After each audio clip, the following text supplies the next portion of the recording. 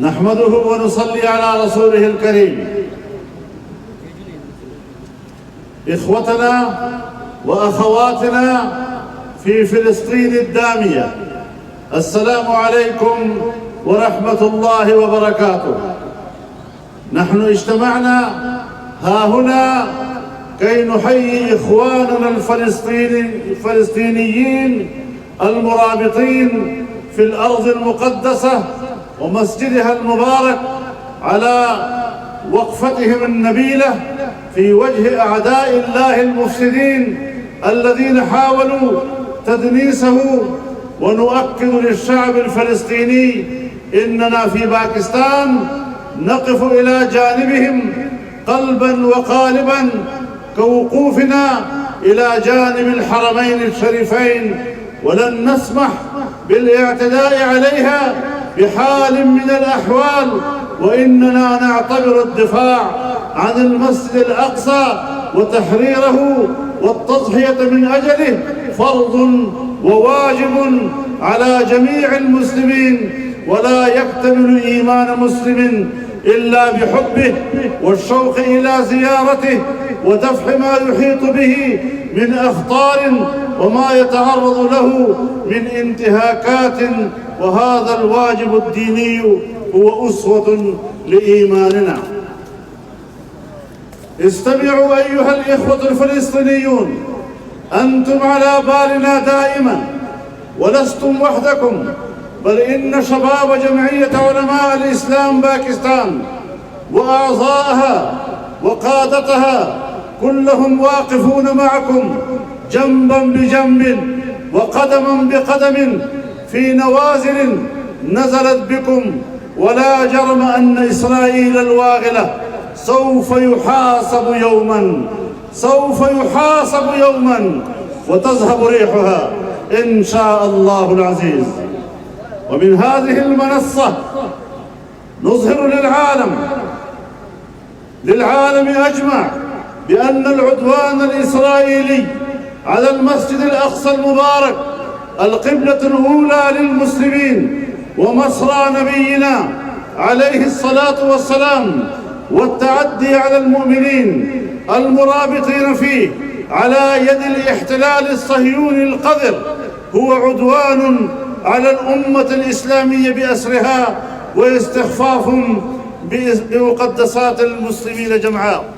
وفي هذا المنطلق نعتبر أن الصمت المطبق عن تنديد واستنكار في كل ما يجري في المقدسات الإسلامية وفي أهم قضاياها، وخاصة في مصرى رسول الله صلى الله عليه وسلم، جريمة نكراء. والسكوت في ذلك من شأنه أن يثير الشكوك والشبهات في قلوب المسلمين. فعلى حكام المسلمين وقادتهم أن يقدموا الدعم والمعونة المادية والمعنوية وتكثيف الجهود لنصرة الأقصى وأهل القدس بكل الوسائل لتثبيتهم أمام عدونا الغاشم، لأن مجرد التصريحات والإدانات لا تقدم ولا تؤخر شيئا، بل إن هذا أوان النهوض.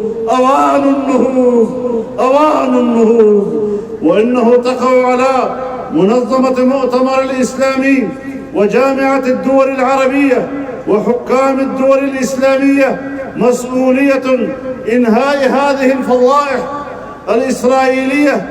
ويجب أن تفتح الدول الإسلامية والعربية التي تريد الانطباع مع إسرائيل عيونها أمام هذا العدوان والإرهاب الإسرائيلي، وهذا الإرهاب المستمر تحت رعاية الولايات المتحدة التي لا صوت له في قراراتها في المجلس الأمن إلا صوتها.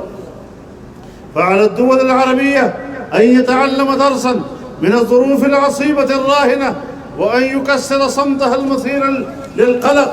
فلو أننا لن ننكل بهذا العدو الغاصب إسرائيل، فإنه قد يشكل للحرمين الشريفين صورة خطر جسيم. وإننا نناشد الأمة الإسلامية أن تسجل احتجاجاتها ضد إسرائيل في جميع أنحاء العالم. ويجب على الأمة الإسلامية حكومة وشعبا وقيادة أن تلم شملها وتتوحد لكف هذا العدوان الغاشم. وأخيرا نعيد القول بأننا كلنا مستعدون لتقديم كل تضحية.